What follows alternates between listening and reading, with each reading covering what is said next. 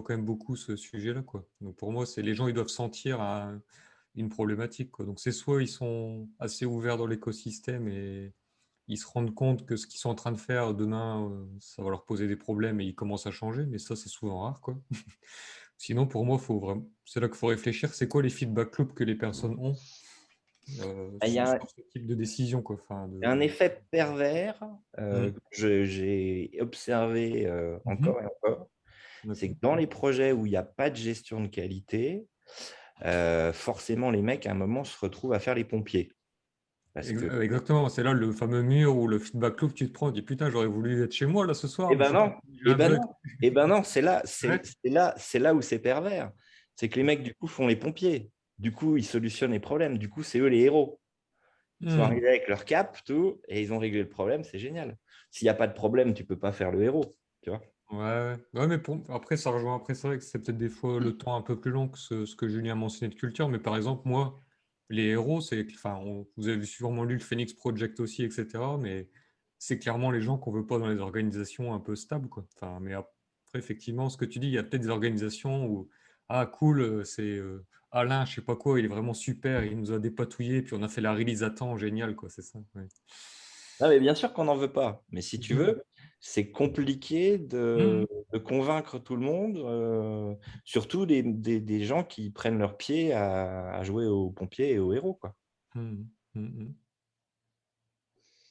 C'est vrai Et que, enfin, pour reprendre ce que tu disais, Arnaud, c'est euh, si on part dans une équipe où il n'y a personne qui est convaincu par la qualité et qu'on a besoin de mettre du sens, d'expliquer les gains que ça va apporter, etc., bah, on sait qu'on va ramer et que c'est compliqué. Après, je pense que dès le moment où on a des décideurs, donc voilà, qui sont une strate un peu plus haute, qui poussent dans le bon sens et qui sont convaincus, bah là, c'est un catalyseur, quoi. Ça facilite quand même beaucoup de choses parce qu'on a quand même l'appui des décideurs et pour l'avoir vécu, bah, c'est quand même beaucoup plus facile. Alors, ça met du temps. Ça met du temps. Il va falloir fédérer pas mal de monde, mettre du sens. Mais néanmoins, avec cet appui-là, c'est quand même plus simple, quoi. C'est une belle carte, quoi. Quand en plus on n'a pas l'appui des décideurs et qu'on arrive dans une équipe où, euh, où personne n'est convaincu, là, c'est très, très compliqué. ouais, Ouais. non, mais je suis d'accord avec toi. Si tu as un sponsor de haut niveau pour le projet qui se voit pas faire les choses autrement que, en incluant la dimension qualité. Zoé, je sais pas si tu parles, mais tu es en mute. Ah, c'est peut-être pas le. Oui, j'ai un retour d'expérience à faire sur le sujet. Bon, il vaut ce qu'il vaut, hein, Mhm. en toute humilité. Défendre des projets qualité, je ne l'ai pas fait 5000 fois. Voilà, Mhm. je suis pas régulièrement, en tout cas, dans cette position de défendre un budget qualité. Mais c'est arrivé une fois où il était question de développer un deuxième lot sur un applicatif qui fonctionnait, mais qui avait un problème au niveau dès que les développeurs démarraient quelque chose dessus, ça pétait un peu ce qui marchait déjà à côté. Voilà, le coup classique. Il n'y avait aucun test unitaire. Du coup, il y a un développeur qui a eu cette initiative de dire, OK, bah là, ce qu'il faudrait, ce serait qu'on passe 10 jours pleins à faire que des tests unitaires. Et ensuite, on pourra se lancer sur le deuxième lot en toute sérénité. Donc voilà, ça c'est l'initiative du développeur. Donc c'est déjà un super point. On avait dans l'équipe un développeur qui est sensibilisé aux tests unitaires, qui voit la valeur ajoutée, qui est moteur et qui en plus sait bien les faire. Donc, partant de là, le but était de débloquer les 10 fameux jours en parlant aux décideurs. Donc, le parti que j'ai pris sur cette problématique, c'était de faire vivre aux décideurs l'enfer de développer quelque chose quand on ne sait pas, en fait. Quand on n'a plus cette vision, Mhm. tu as plein de règles de gestion, tu ne vas pas toutes les vérifier 150 000 fois avant de pousser ton commit. Donc, j'ai mis en place un jeu de cartes, donc un jeu en 2 phases, et j'ai fait jouer les décideurs à ce jeu. Donc, c'est un petit truc, hein, ça a pris 1 heure. Mais en gros, dans la première partie, ils avaient une sorte de casse-tête avec 10 règles de gestion pour mettre en place un set une dizaine de cartes. Et il fallait que ça réponde à 10 règles différentes qui découvraient au fur et à mesure. Et ils n'avaient pas la possibilité de revoir les règles précédentes. Il fallait se souvenir tout dans la tête. Voilà, ça c'était la première phase. La deuxième phase, ils avaient le droit de consulter à tout moment les 10 règles et même ils devaient les repasser à chaque fois qu'on en ajoutait une supplémentaire. Et du coup, bah voilà, la conclusion toute trouvée, c'était bah voilà, vous avez pu tester sans test unitaire, avec test unitaire. Qu'est-ce que vous préférez? Et pour schématiser. Donc voilà, c'était pas un énorme enjeu non plus, mais les 10 jours de tests unitaires initiaux ont été débloqués et les nouveaux développements qui ont été faits derrière comprenaient des tests unitaires poussés bien sûr par ce développeur aussi qui avait cette expérience dessus. Donc voilà, j'ai retenu ça et je me suis... Voilà, c'était pas mal. Ouais, non, c'est cool. C'est toujours bien d'avoir un truc à montrer, que les gens fassent l'expérience des difficultés de première main. C'est plus facile de convaincre comme ça. Ouais, c'est comme ça fait penser aux séminaires d'innovation et tous ces trucs-là qui font faire aux exécutives et tout. On va leur faire pareil des séminaires d'acculturation à la qualité, mais avec ça, quoi, avec des trucs concrets. C'est vrai qu'ils savent pas coder, donc on peut pas vraiment leur faire vivre l'enfer exact du développeur perdu qui a peur de toucher et qui fait 20 fois le même DF avant de comprendre comment ça marche.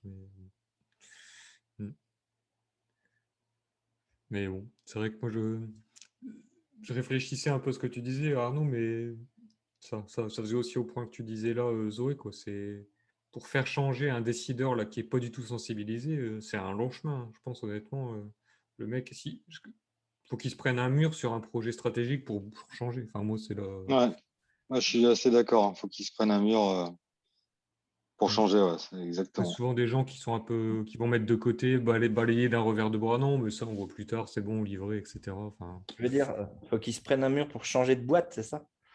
Bah, ouais, peut-être, aussi. Ouais. peut-être les deux d'ailleurs, ouais, parce que. Ouais. Ça Ouais, fait enfin, moi, penser un petit peu à cette métaphore-là des 2 grenouilles qui se retrouvent dans l'eau bouillante, mais il y en a une qui était dans l'eau froide au départ. Et en fait, on peut voir parfois des boîtes où en fait les développeurs ils sont à 70%, bah voilà, en mode pompier, à faire des maintenances et que ça fonctionne pas, et à 30% sur des nouveaux projets. Mais en fait, comme c'est venu graduellement, quelque part, ça choque personne au fil du temps. Ouais, c'est devenu normal en fait. Ouais, c'est clair. Mm. C'est vrai ça. C'est pour ça que, alors là, pareil, on s'éloigne du sujet, mais je pense que voilà, dédier une partie du temps aussi du fonctionnement de l'équipe à l'amélioration continue, donc via les rétros, via les post-mortem, via des revues de signalement, ça permet, pareil, hein, ce n'est pas des activités qui sont généralement chiffrées et prises en compte dans le projet, mais ça permet de se dire, putain, il y a telle typologie de problème qu'on rencontre encore et encore et encore. Est-ce qu'on n'y ferait pas quelque chose, quoi? Qu'est-ce que c'est les postes? Ah, Zoé, ça coupe chez moi. Ouais. Vous entendez Zoé ou pas, vous? Non, Non, pareil. J'essaie de décrypter la question, mais pas évident là. je crois que c'est qu'est-ce que c'est les post-mortem, non Ah, moi, je Non. parie sur ça. Mais Ouais. Alors, le Oui, post-mortem, en c'est fait, ça. Ouais, alors ça a frisé, hein. Je ne sais pas si on a bien entendu, mais ouais, je te demande. ouais. Alors, le post-mortem, il y a plusieurs types de post-mortem. Il y a un truc de haut niveau qui est le post-mortem projet, où à la fin du projet, on se réunit et on fait une espèce de rétrospective. Qu'est-ce qui s'est bien passé? Qu'est-ce qui s'est mal passé? Qu'est-ce qu'on ferait différemment au prochain projet? Et moi, ce dont je te parle, c'est des post-mortem sur des incidents, en fait.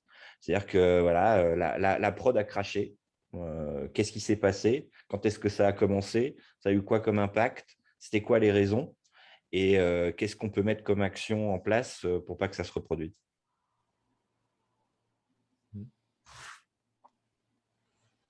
Mm.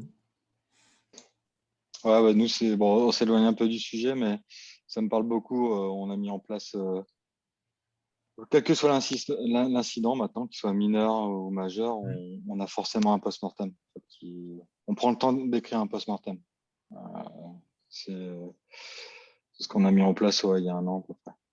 Voilà, donc ça, c'est un bon exemple, tu vois, d'une activité qui est nécessaire, qui est intéressante, qui paye des dividendes et qui ne sera jamais budgétée dans un projet parce que ça passe au-dessus de la tête de tout le monde. Et pourtant, il faut avoir du temps pour faire ça, quoi. Mais quand tu dis à ton commercial, je vais avoir besoin tu vois, ne serait-ce que 2 heures pour faire de la rétro ou de l'amélioration continue par sprint, bah, quand il est bien luné, il te dit oui, oui. Et puis, en fait, la plupart du temps, ça passe à la trappe, quoi. Ou alors, ça se transforme en séance c'est le mur des lamentations et c'est pas productif, quoi. Parce que c'est pas encadré, parce que les gens n'ont pas compris le but de l'exercice. Donc, c'est pareil, toute cette formation, c'est Emma qui mentionnait l'apprentissage continu. Voilà, apprentissage continu avec un mentor, si possible. Voilà, c'est des trucs qui sont vachement importants aussi, mais comment tu négocies un budget pour ça, quoi. Alors, effectivement, il y a des boîtes comme Google qui ont été pionnières, hein, le 80-20, le 4 jours, 5 jours, ça a été expérimenté chez eux dans les grandes largeurs. Voilà, mais derrière, je suis à peu près persuadé qu'il n'y avait pas de ROI, il n'y avait pas de logique de réduction de coûts. C'était une expérience qu'ils voulaient mener. Ils ont pu, d'année en année, voilà, constater que ça avait un impact bénéfique, mais c'est parce qu'il y a un CEO qui a dit à partir de maintenant, on fait comme ça, quoi. À mon avis, ce n'est pas un consultant qui lui a dit vous devriez gérer votre boîte comme ça, quoi. Et je peux ajouter aussi l'importance des communautés de pratique dans l'organisation. Là, ça se négocie aussi, ou bien ça existe même dans des frameworks et c'est très recommandé dans les méthodes et les projets de nos jours. Donc, convaincre les exécutifs à avoir une communauté de pratique là où tous les collaborateurs partagent sur un sujet, là, c'est très important. Et même, ça implique même les devs ou les non-testeurs dans les tests si le sujet concerne les tests, par exemple. Et le fait de faire ces échanges au-delà de leur projet dans les communautés, ça peut les motiver et donne plus d'idées pour qu'ils puissent les intégrer dans leur quotidien. Par contre, ouais, je suis d'accord, c'est vachement intéressant. Par contre, il y a pareil un effet pervers que moi j'ai constaté de temps en temps, c'est que du coup, on recrée un peu les silos, on repartage avec ses pairs et quand on a un problème, on va plutôt aller chercher la communauté plutôt que, tu vois, de l'évoquer dans l'équipe. Donc, communauté de pratique, oui, mais collaboration à l'intérieur de l'équipe, plus, quoi. Oui, ça c'est certain, mais on peut dédier par exemple vendredi soir 2 heures ou bien 4 heures à l'après-midi vendredi pour l'échange communautaire, en plus de ce qu'on a déjà dans l'équipe. D'ailleurs, pareil, on est complètement hors sujet, mais comment vous le sentez, vous, le fonctionnement collaboratif à distance dans vos contextes respectifs? Comment ça se passe pour vous? C'est plus simple, plus compliqué? Pareil, ça ne change rien? Au début, ce n'est pas évident, mais comme 2020, c'est le mode de s'adapter au communautaire, je trouve qu'il y a plus d'échanges communautaires plus que celles avant, parce que là, on n'est plus dans une communauté de notre entreprise locale, mais on est dans des communautés internationales. Là, on trouve presque toutes les conférences, toutes les communautés sont passées en remote. Du coup, chacun de sa place peut accéder là où il veut. Tout le monde est prêt. Donc, c'est un point très fort. Moi, personnellement, au sein de Ministry of Testing, j'ai animé des ateliers pour échanger des lignes café. J'ai des participants de 14 pays, donc imagine qu'on a des échanges pas juste en local, mais à une échelle très vaste. Et ces échanges-là sont très instructifs parce qu'on peut apprendre des autres de différents. Ça nous donne des nouvelles idées et comment on peut les intégrer dans nos contextes. C'est complètement différent et en faisant ces échanges-là, c'est très fort. Donc, ça s'améliore même si à distance, il y a plus d'opportunités. Ok, bon, bon. Est-ce que Ouais. quelqu'un a déjà étudié, j'en reviens sur le sujet initial, est-ce que quelqu'un a déjà étudié l'art de la négociation? Ouais. Tu parles, ouais, enfin, tu fais référence à quelque chose en particulier ou plutôt sur juste globalement Ouais, sur le domaine de la négociation, il y a des. Alors moi, j'ai pas fait d'études, j'ai pas fait d'école de commerce, mais je sais qu'il y a des cours de négociation qui existent dans les écoles. Ouais. Est-ce que vous pensez pas que ça serait intéressant qu'on Ouais. assiste à une formation négociation en termes de Mm. voilà, comment est-ce qu'on vend notre soupe, quoi? Et presque Ouais. négociateur de prise d'otage, non? Parce que vu la pression qu'on a pour livrer son temps, il faut peut-être un truc assez bien développé, à mon avis. Non, mais ouais, t'as raison. Ouais. Mais carrément, ouais, c'est une bonne idée. Ouais. Ajouter en tout cas dans les formations, enfin nous on a des formations internes qui sont proposées et c'est vrai que c'est pas du tout déconnant en fait. Parce que c'est vrai que le cœur du problème de ce que tu remontes, enfin, du sujet aussi que tu as remonté, Arnaud, c'était que c'est quand même globalement celui-là, en fait, qu'on arrive souvent. C'est beaucoup de la négo qu'il faut réussir, ou enfin, ouais, faut réussir à faire, en fait, avec des gens qui ont des fois plus de pouvoir que toi au départ, etc., dans certains contextes. Donc c'est clair que c'est le cœur du sujet. Tiens, c'est ouais. Bonne idée à creuser, tiens. Est-ce que tu as ça dans ta liste de soft skills, Emma? La négociation? Non, le critical thinking que j'ai, donc ça fait partie de faire des critiques et de poser beaucoup de questions et de savoir, mais c'est pas vraiment lié à la négociation, mais je Parce que trouve que négo, c'est il en est aussi bien, ouais. important, surtout. L'articulation, la com, enfin, t'as plein de choses. Ouais. Donc, voilà une idée pour la seconde Ouais, édition de ton bouquin. c'est une aussi, on a fait le hashtag 21st Science Skills for Testers. Tu peux, par exemple, publier sur les réseaux et ajouter ta propre définition de comment tu vois les compétences du testeur de demain. Parce que le livre, en fait, c'est une combinaison entre le futur et le présent. Donc, c'est toujours ouvert pour les autres de donner leur avis à travers notre hashtag. Et là, c'est très important. On va faire même un workshop pour la deuxième partie du livre à Agile Testing Day pour parler de comment les gens voient ces qualités-là. Et là, je trouve que c'est très important, la négociation. Merci. Ça marche, on va regarder.